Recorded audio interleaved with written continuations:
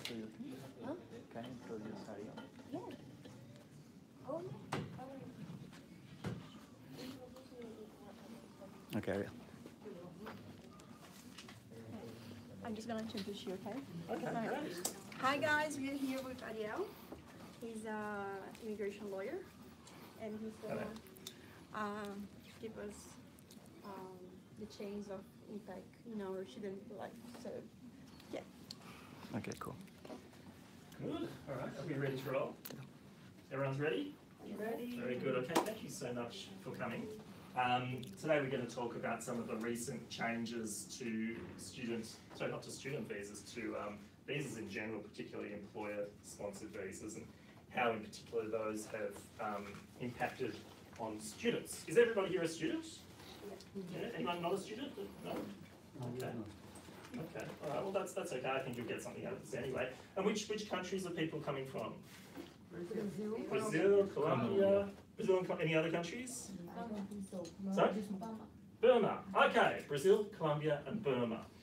All right, well look, my name is Ariel Brosh and I'm an accredited specialist immigration lawyer at Global Mobility Immigration Lawyers.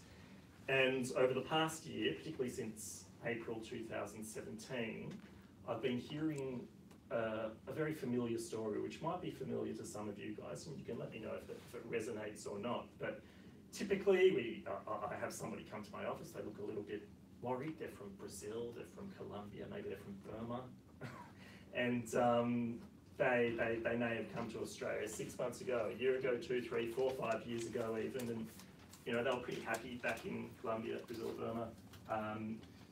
But they were working away and they realised in order to get ahead in their career back home, they needed to improve their English or they needed to get a better qualification. And somehow or other, they ended up coming to Australia, perhaps doing an English ELICOS course, perhaps doing a vocational course, maybe some higher education degree and so on. And over the course of their studies, they realised that, this country isn't so bad. You know, I wouldn't mind knowing more about how I could possibly stay here, how I could get a bit more mais Australia, so to speak. So while that might have been on a radar or they might have taken certain steps, what happened over various different periods of time was that the government changed the law. So they may have been moving their strategy towards one goalpost and suddenly the goalpost moved.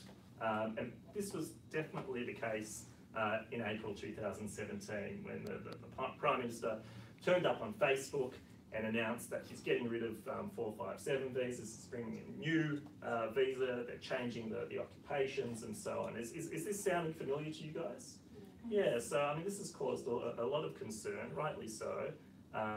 It's unjust or just depending on who you talk to, but I've certainly seen a lot of people who've spent a lot of time and money and a lot of heartache working towards something have now found that, wow, I need to rethink my whole immigration strategy. So let's talk a little bit about that. And certainly, not everybody's the same, so I hope you can all get something out of this, but if you do have specific circumstances and objectives, there's no doubt you do, I'm happy to speak to you guys after if anybody has some questions and we can see if there's anything that might be particular to yourselves.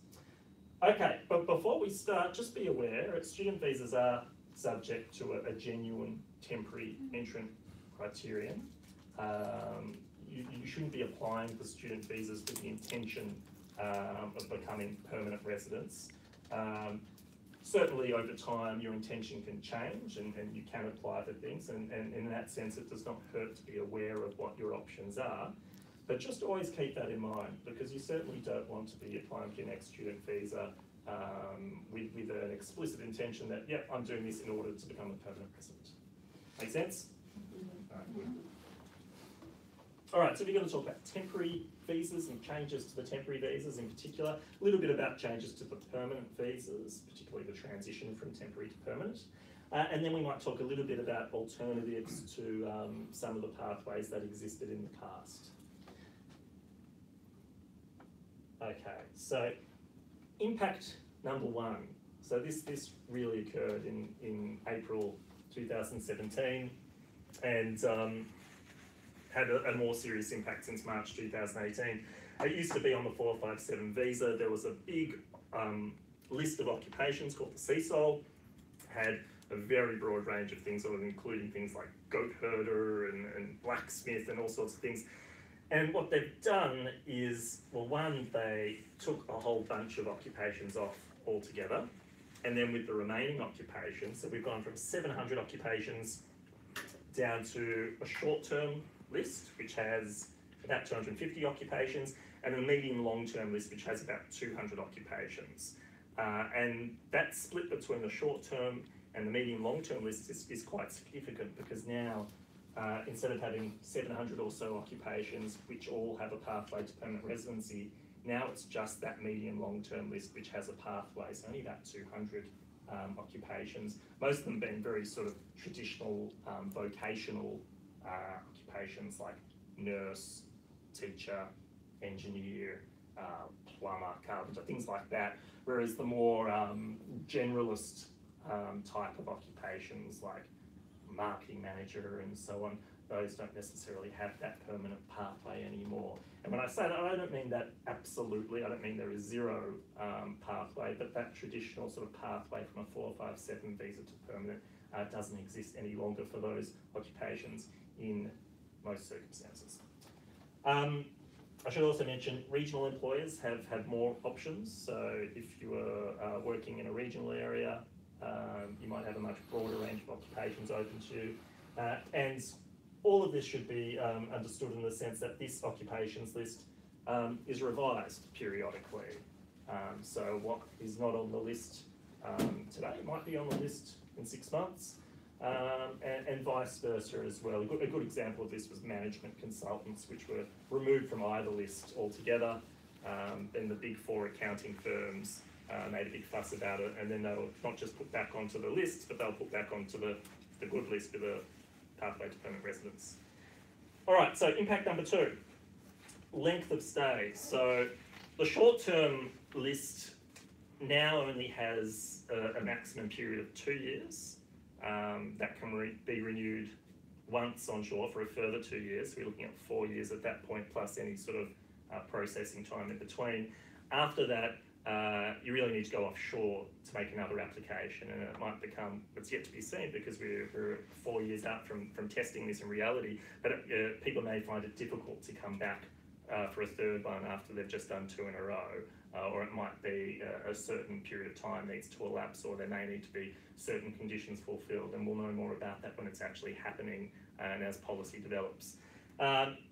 In terms of the medium-term list, that's more akin to how the old 457s worked. It's a 4-year period. That 4-year period is renewable indefinitely, provided you meet the criteria, and it does have that pathway to permanent residence, so that 4 years could turn into the rest of your life, potentially. On that point I mentioned before about the short-term list, that also, like I said about student visas, that also has a genuine temporary entrant requirement.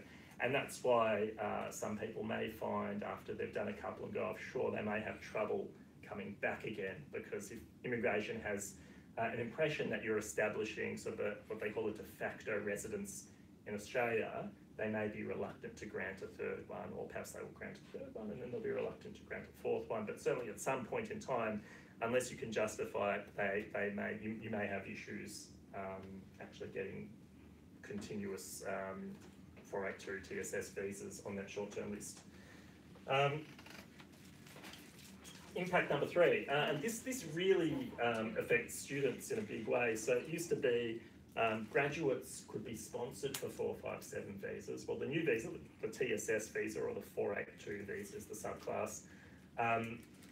It's only available to people who already have 2 years experience in their occupation. So all these people who've spent their life savings getting educated in Australia, being good citizens, abiding by their visa conditions, are suddenly finding that you might have even gone out and found someone to work for part-time as a student. They love you, they want to sponsor you, but suddenly you find, hey, I don't have enough experience to actually be sponsored.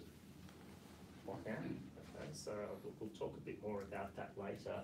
And this relates to both streams, the short-term stream and the medium long-term stream. Impact number 4, English. So for the short-term stream, that's essentially what it always was, or most recently was for the 457 visa, same level of English.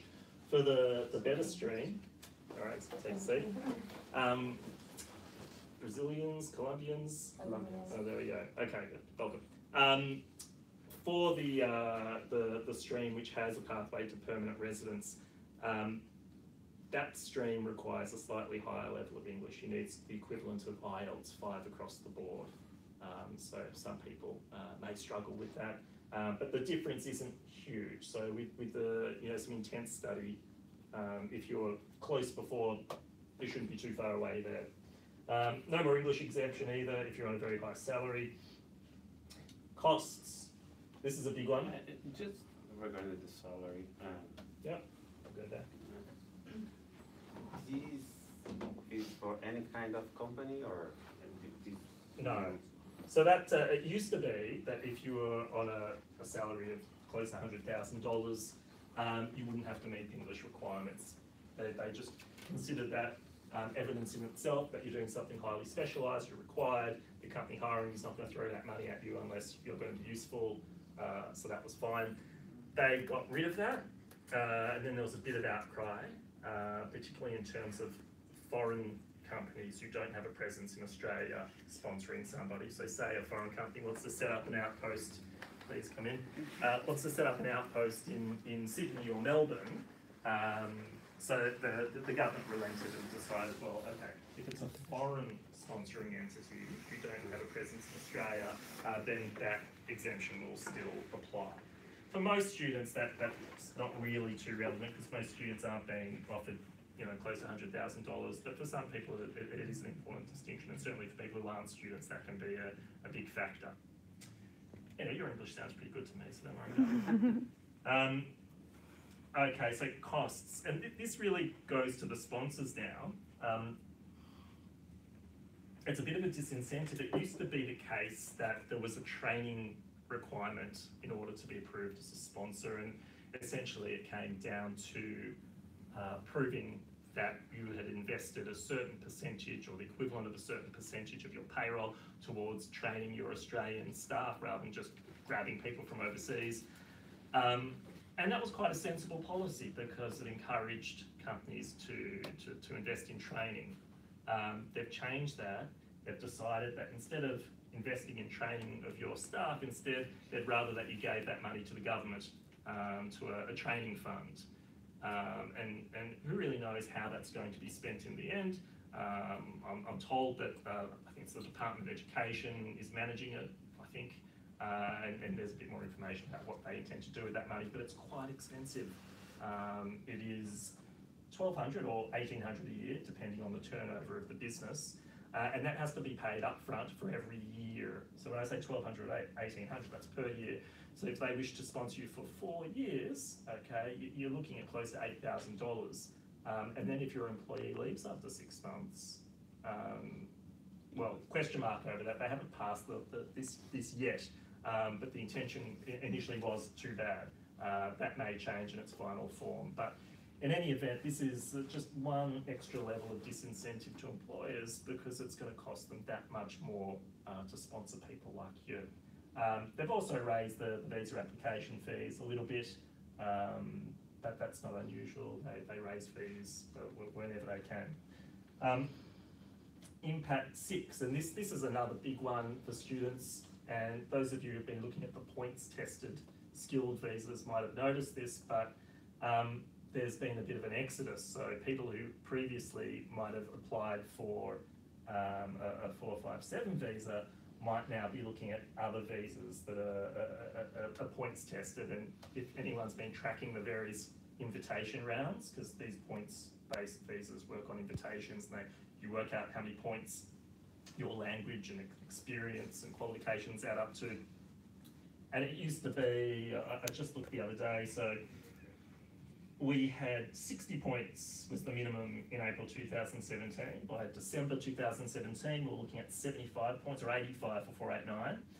And currently, the last invitation round was 70 for a 189 visa, 75 for a 489. So people are spooked whether they're eligible or not anymore for a TSS visa, and certainly people who aren't eligible are moving towards the points tested visas, which just makes it harder for everybody, because 75 points is not a small number of points. You have to have pretty good English, you know, pretty good experience, pretty good qualifications, age, and so on. So that rules out points-based visas for some people, but not everybody. And bear in mind, like the occupations lists, these things fluctuate. So next year it might be back down to 60. So it's just something you need to keep an eye on. And certainly it shouldn't discourage anybody from lodging an expression of interest in a points-tested visa, even if you're only at 60, because it'll sit in the system for 2 years. And you can just let it be there as sort of a plan A or whatever. And meanwhile, you can work on your plan B or C with another pathway, just in case you never get invited because the points never go down. But hopefully they do. Just a question with you. I have a friend that applied in November. He was with 60 points. He received the grant on April with 60 points. What's the difference between this kind of data and this is data from the government, right? How is this discrepancy happening? There's discrepancy. So your friend was invited with 60 points in April. Yeah, he received the grant. Just recently. I don't know. I couldn't tell you. Yeah. I mean, I haven't got the April 2000 figures here, and they haven't been published yet. It could be things have dropped down to 60. Okay, so I was just looking at this last night, and March was the latest one they published. So that's good news. Probably depend of the visa. And actually, Are you talking about this kind of visa? Yeah, it could have been a state-sponsored one. Yeah, probably the president state. It could be, but look, the state ones often track the same because the states will cherry pick the top people as well. So, in any event, just maybe he has a very specific occupation. So it could be. So Look, we don't know is the answer, but the point rests that no matter what, if you can get at least 60 points and you think you might qualify for a skilled visa, it's worth putting an expression of interest, and maybe you'll be like your friend. Okay, we can't tell the future, but it's certainly worth having a go. All right, just a few other changes regarding the TSS visas. So all streams, now they require police certificates. Shouldn't be a problem unless you've been convicted of something, and if you have, well, just talk to me. It might well be manageable. There's a non-discriminatory workforce test. So employers who mainly only employ non-Australians might have trouble getting TSS visas or getting approved as a sponsor. Health waivers, that's a tough one. It used to be if you had some health condition that would disqualify you, your sponsor could just write a letter saying, well, we'll underwrite this risk if anything happens, if they end up in hospital or whatever, and that was easy. Now it's much more difficult to get a health waiver. Now it's much more like other visas where you have to show some very special, compelling, compassionate circumstances. So hopefully everybody's healthy and you don't have to worry about that. And this is good and bad, but now you can no longer apply if you're unlawful or on a bridging visa E. You need to have a substantive visa, meaning just like a normal visa, or a bridging visa between visas, being a bridging visa A, B or C. So those are the better bridging visas. So if you've had some trouble, if you've let a visa lapse or so on, this will be a problem for you. On the other hand, they've removed one of the big hurdles for a lot of people on bridging visas. There used to be something called Schedule 3, which would make people jump through a lot of different hoops in order to get a 457 visa, and that's been removed. And if you want to talk about the complexities of Schedule 3, we can talk about that later. Okay, impact on permanent visas. So the key permanent employer visas are the 186 visa, ENS, or Employer Nomination Scheme, and the 187 or RSMS, or Regional Sponsored Migration Scheme. They're quite similar, just one being for the regional applicants, and that has a few more concessions and a much bigger list of potential occupations. So some of the changes are they've brought in a minimum market salary rate, which 457 always had, but the permanent ones didn't. So now it has to be, for the moment, absolute minimum 53,900, but it also has to be in line with market rates. So if your employer employs other people in your occupation, you shouldn't be earning any less than them. if the general market rate for your occupation is $100,000, they can't be paying you $80,000 and so on. So these things have to be justified. Age has gone down from 50 being the maximum down to 45, subject to some exemptions.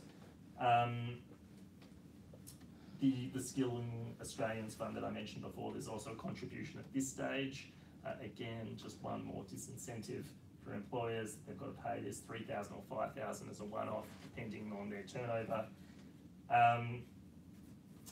As I mentioned before, that the pathway is really only from that medium-term list for the 186 RES, but in regional areas, it's a much broader occupations list. So, you know, if you are looking at permanent residency and you're not on the right list, you might consider looking for employment in a regional area. And the other point to make is, in order to make that transition across into permanent residency, it used to be 2 years on a 457 visa, now it's 3 years on the TSS visa. And also for people who apply directly, so for these permanent visas, you can either apply, if you're on the medium long-term list, you can apply after 3 years for the TSS visa, that's the transitional stream, it's a little bit easier. Or you could try to apply directly without ever getting a TSS visa, but in order to do that, you'll need at least 3 years experience in your occupation. Again, difficult for students who weren't already already working back home. So if you're from Colombia and you were working as a nurse for 10 years before you came here and did some study, and then you get sponsored here as a nurse, and assuming you've got your registrations and licensing and so on, well, you might be okay.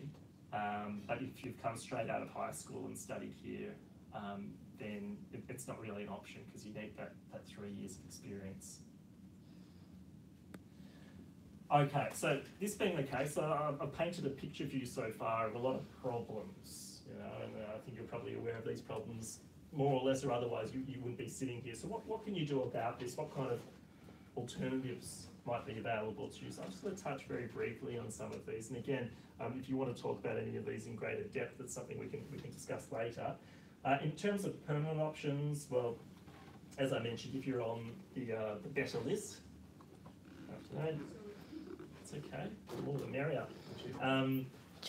Yeah, if you are on that better list, so to speak, then options like the 186 visa are open to you, the 189, it's an independent points-based skilled visa. But if you're not on that list, which is really what we want to talk about here, well, what can you do? Well, the first one, which might sound a little far-fetched, is you can try to get your occupation listed on that better list. Go talk to your local MP and so on. I'll talk about these in greater detail in a moment. Then there are labour agreements. Maybe you can work regionally. It may be you can get a state-sponsored visa. In terms of temporary options, and there are reasons you might go for a temporary option, for example, in order to just accumulate that 2 years of experience before going for a TSS visa. So you might do, or if you're on the occupations list and you've got 2 years already, you can do a TSS visa. Otherwise, there's the 485 visa for certain occupations or certain levels of education. You might get 1.5 years out of that, or even longer if you've done a PhD. I think it's up to 4 years, so that gives you a bit of time to get experience in the Australian market. There's a training visa that you might want to look at doing. There are work and holiday visas for certain countries. I don't think Brazil's on the list, so I don't think Colombia's either, or Burma, so that might not help anyone in this room. Any other countries since I last asked? Anyone else here from any other countries? Chile is on one of them. Okay, there we go. So you might want to consider the work and holiday visa to extend your your experience. What's that training visa? Well, let's come to that in a moment. Okay, and look, I'm not going to go into great depth on any of these, because, and particularly the training visa, because there are multiple streams and so on. But I'll give you a little summary in a moment. So the first one, as I mentioned, is every 6 months the occupations list is revised, and the Department of Jobs takes submissions, and if you think you can make a good case for it, then you should get involved. You should you can do it yourself, or if you know anyone of influence, if your potential employer, for example, is well connected, or you talk to your immigration lawyer, or you talk to your local member of parliament, it may be you can get it returned to the list. And like, as I mentioned before, the Big Four accounting firms got management consultant returned not just to both lists but to the better list. Why not your occupation? Well, maybe because you're not the Big Four, but you don't have to be the Big Four to have a say in these things. So that's one avenue to look at. Labour agreements, again, I'm not going to go into great detail into this, but labour agreements are essentially a form of exemption for the TSS and permanent visas. So that they might be based on occupation, they might be based upon age or English and so on. There are certain industry templates for it. So in certain industries, there are already existing labour agreements, or you can get business-specific ones. So again, your potential employer or current employer who intends to sponsor you, they can apply for a labour agreement, but they do need quite a strong business case for why they need you, and often that comes down to shortages. You might have very specialised skills and so on. Again, difficult for students because you might not have a huge amount of experience to make that point, but maybe, okay, maybe, who knows. Okay, the 187 visa, so I mentioned that briefly before. That's a regional sponsored visa, very broad range of occupations, really worth looking into that one. And also bear in mind that regional areas aren't necessarily what you think they are. There are certain entire states of Australia which are considered regional. Geelong is considered regional. And you don't necessarily need to be living in the regional area, you just need to be working in the regional area. So say you live halfway between here and Geelong in Werribee, you commute to Geelong every day and it takes you half an hour, then you could potentially get a visa like this. So that's something worth looking into. 190 visa. So this is one of the points-based skilled visas. It's state-sponsored. So you don't have to be on that medium long-term list, but you do need to be on one of the state lists. So every state has its own list or territory, and it's not a long list and it changes all the time. They often have conditions attached, so maybe you need to have a PhD, or it might be you have to have an IELTS of 8, or it might be you have to study in that state, or it might be you need a job offer in that state. Every state's different, and some are easier than others. So states, I think like Tasmania, they tend to be a little bit easier. So if you're happy to move somewhere like Tasmania, which is a nice place, you might have options for being sponsored by the state of Tasmania. States like Victoria and New South Wales tend to be a little bit more difficult. Again, it's sort of a supply-demand dynamic here. If they're getting a lot of applicants, they tend to make you jump through more hoops. But that's an option worth looking into. But this will 190 will lead to the permanent residence. That's right. Yeah, that's right. Then we've got the 489 and 887. So that's sort of the provisional and permanent versions of the same visa. This is also a regional visa. It's state-sponsored, or it can actually be family-sponsored as well. But certainly in terms of Victoria anyway, the family-sponsored, they give very few of these out these days. And you start off with the 489 visa, and then you can transition across after a couple of years of working in that state. Again, subject to conditions, subject to every single state's lists and their requirements, but worth looking into.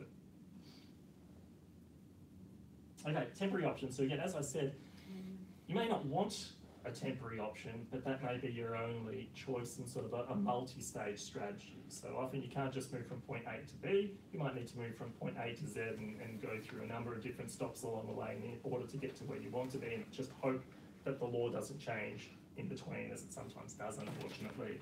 So the 485 visa might be familiar to most of you because you are students. Certain types of students in certain occupations or certain types of levels of education are eligible for these. As I said, it could be anywhere between 2 to 4 years, 4 years for PhD graduates. And the main reason for doing this, apart from whatever your specific concerns, but from the perspective of what we're talking about today, this is a way to get experience as a pathway towards eventually getting a TSS visa or a 186 visa or a 187 visa and so on. Another option, as I mentioned before, the working holiday visa or the work and holiday visa. There are pretty strict age limits on that. It only goes up to 30, and pretty strict countries. So everything out of our Chilean friends here will find relevance in that, and that would actually be the work and holiday visa for you. And that's something worth looking at. That'll get you another year or two of experience if you require it. Bear in mind though, the work and holiday visas, they're subject to a 6-month work limitation for any one employer. So that may be you need to find several employers in your field in order to accumulate that experience. And then as you were asking for, the training visa, so there are multiple streams of that. It may be you're doing a training program in order to register as a requirement of your occupation, because certain occupations require work experience. It may be you're doing it just to enhance your skills in certain eligible occupations, and that can include occupations on the ST short-term list. But that can be for up to 2 years. It doesn't have the same requirements as a TSS visa in terms of English and salary and so on. So there aren't the same disincentives to an employer.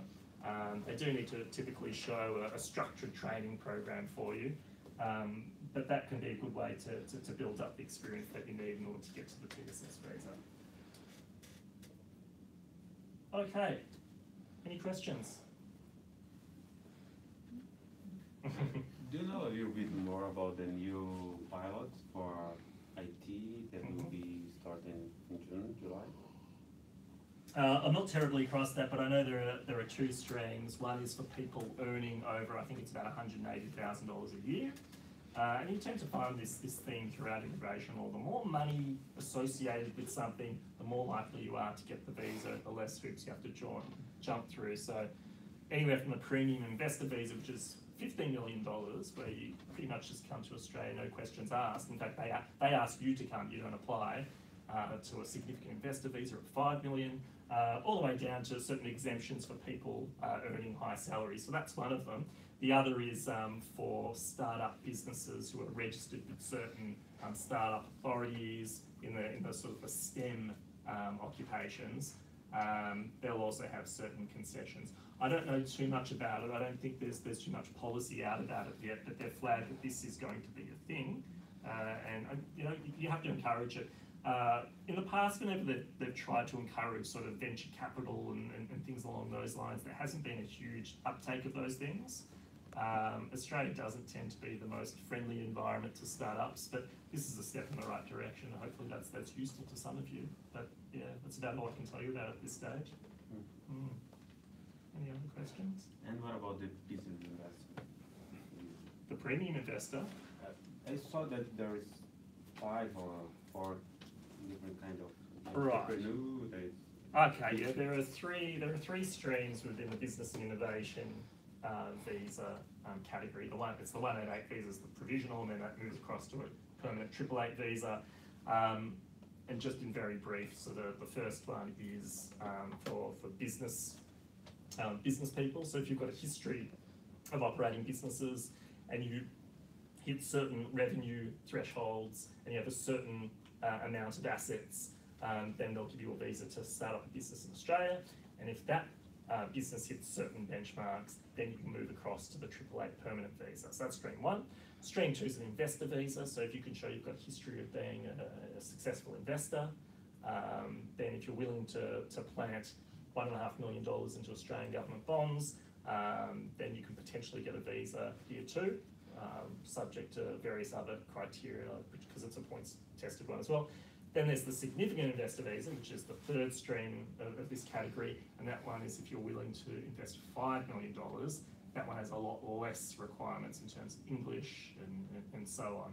So if you do have a business or investment history, or if you've got a lot of money sitting in the bank waiting to go into Australian investments, that's an option. But for most students, it's not really an option. So yeah. But look, you know, if you do somehow find yourself in command of $5 million, talk to me, because we have all sorts of ideas of how you can use it.